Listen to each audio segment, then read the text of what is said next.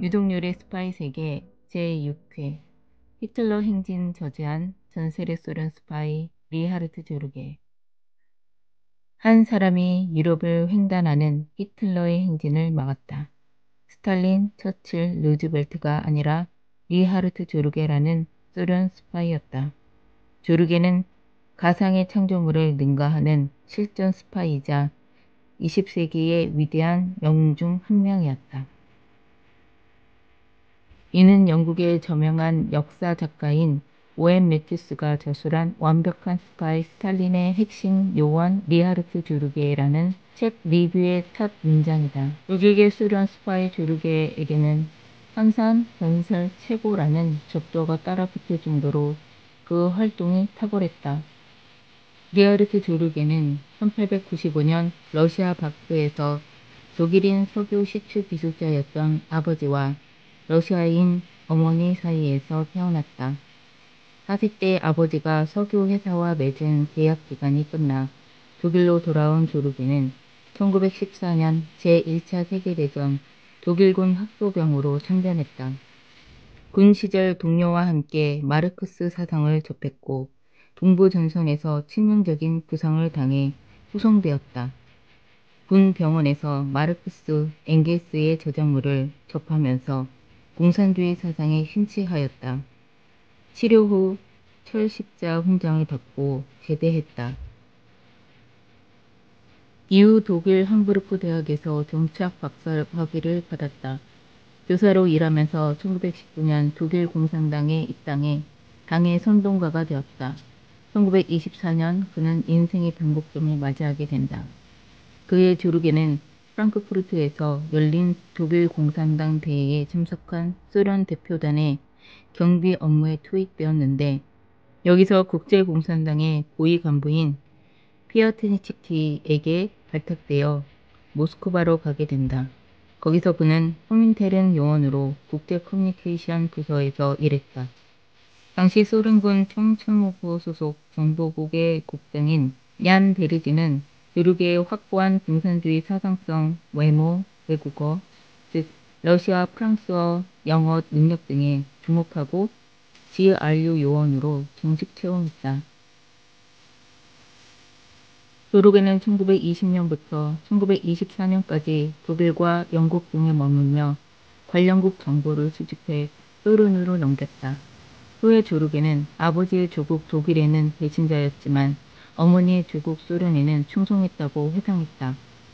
그는 유럽 체류 시절 프랑크푸르터 알게마인의 사이퉁 등 영향력 있는 언론에 기고하면서 존경받는 저널리스트로 활동하며 위장 경력을 쌓았다.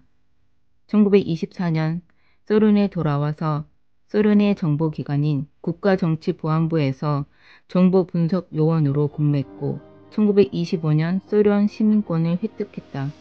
1929년부터 다시 소련군 정보국 소속으로 비밀 공작을 수행했다. 중국과 일본 공작에 투입되기 위해 사전에 독일로 가서 철저한 나치와 농민신문 기자로 활동하며 위장 신분을 획득했다. 1930년 중국 상하이로 옮겨 독일 농업신문사 특파원과 농업 전문가로 신분을 위장하고 중국 국민당과 공산당에 대한 정보 수집 공작 임무를 수행했다. 여기서 일본 아사히 신문 특파원 오자키 츠미를 만나 공산주의 사상을 매개로 포섭했다. 1933년 일본 파견 전에 그는 독일로 가서 나치의 열성당원으로 행세하며 신분 세탁을 했다. 이 무렵 그는 나치 선동가 괴벨스와도 인연을 맺었다. 이때 오이겐 오토 대령을 소개받았다. 그해 9월 독일 프랑크푸르트 알게마인의 차이퉁주의 도쿄 특파원 신분으로 일본에 도착했다. 조르게는 해박한 학식과 재능을 발휘하며 일본에서 외교, 정치, 경제, 군부, 문화계의 명망 있는 인사들과 교분을 나누며 명성을 쌓아갔다.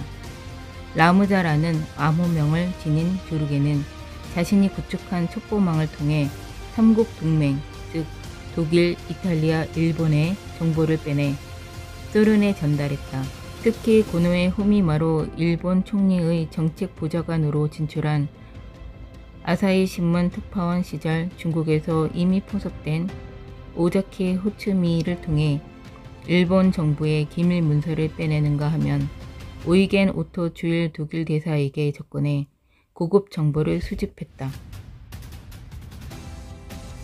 1941년 초 조르게는 일본 주재 독일 무관으로부터 독일의 소련 침공 계획인 바르바로사 작전의 정확한 개시 일자를 입수해 소련에 전달했는데 스탈린이 이를 무시하는 바람에 독일군에게 대패했다. 또한 그 해에 그가 일본이 소련에 대한 공격을 계획하고 있지 않다는 증거를 보내 소련은 40만 명의 정예병, 1000대의 탱크, 1000대의 비행기를 서부 전선으로 이동시켜 독일 침공으로부터 소련을 지켜냈다. 이는 유럽 역사를 바꾸는 데 기여했다는 평가를 받았다. 또한 독일, 이탈리아, 일본의 방공협정, 일본군의 진주만 공격의 정보를 빼내 전달하기도 했다. 조르게는 1941년 10월 18일 일본 당국의 체포됨으로써 스파이 활동에 막을 내렸다. 그는 가혹한 고문에도 소련과의 연관성을 부인했고 소련도 조르게를 자국 요원이라고 인정하지 않았다. 일본 당국은 조르게와 소련에서 붙잡힌 일본 스파이와의 교환을 시도했지만 소련 정부가 조르게의 존재를 인정하지 않아 이 일은 성사되지 않았다. 1942년 11월 소련 당국은 조르게의 아내 카타를 체포하고 5년의 유배형을 선고해 시베리아로 보냈다. 그녀는 치료를 받지 못해 그곳에서 사망했다. 소련을 위해 헌신한 스파이 조르게를 대하는 소련 정부의 태도를 보아 스파이 세계의 냉혹함을 확인할 수 있다. 조르게는 1944년 11월 7일에 일본의 한 형무소에서 교수형으로 처형되었다. 20년이 지난 1964년에서야 후르시초프 시절 소련 정부는 그동안 부인했던 조르게의 실체를 인정하고 소비에트 연방 영웅 칭호를 수여하며 그를 기렸다. 이상은 자유민주연구원의 민정숙이었습니다. 감사합니다.